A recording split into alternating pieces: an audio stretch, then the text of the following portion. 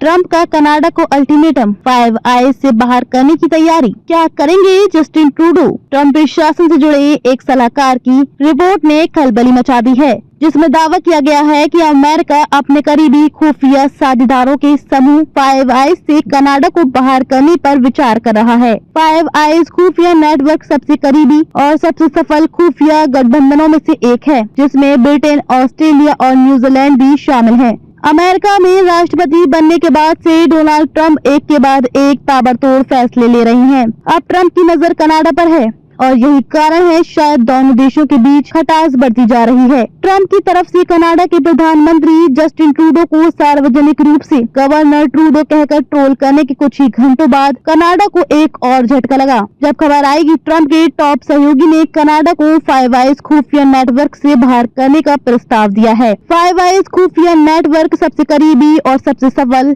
खुफिया गठबंधनों में से एक है, जिसमें ब्रिटेन, ऑस्ट्रेलिया और न्यूजीलैंड भी शामिल हैं। ट्रंप के सलाहकार ने दिया बयान। हालांकि इसको लेकर अभी ट्रंप की तरफ से कोई आधिकारिक ऐलान नहीं हुआ है। ये प्रस्ताव कथित तौर पर ट्रंप के सलाहकार पीटर नवारो की ओर से आया है, जो कनाडा को अमेरिका में विलय के लिए राजी करने के लिए दबाव बनाने की रणनीति का हिस्सा है। हालांकि नवारो ने बाद में रिपोर्ट का खंडन करते हुए इसे बकवास कहा, लेकिन इस बात में कोई शक नहीं है कि वॉशिंगटन कनाडा के खिलाफ उग्र है। उस पर दशकों से अमेरिका का दोहन करने का आरोप लगा रहा है। क्या है फाइव आइज का उद्देश्य? फाइव आइज एक खुफिया साझेदारी गठबंधन है, जिसमें संयुक्त राज्य America, United kingdom, Canada, Australia और न्यूजीलैंड शामिल है। इसकी शुरुआत द्वितीय विश्व युद्ध के बाद हुई थी, जब 1946 में यूके यूएसए समझौते के तहत अमेरिका और ब्रिटेन ने खुफिया जानकारी साझा करने की नींव रखी थी। बाद में 1948 में कनाडा और 1956 में ऑस्ट्रेलिया व न्यूजीलैंड इसमें शामिल हुए। यह गठबंधन संकेत खुफिया पर केंद्रित है और सदस्य देशों के बीच संवेदनशील जानकारी का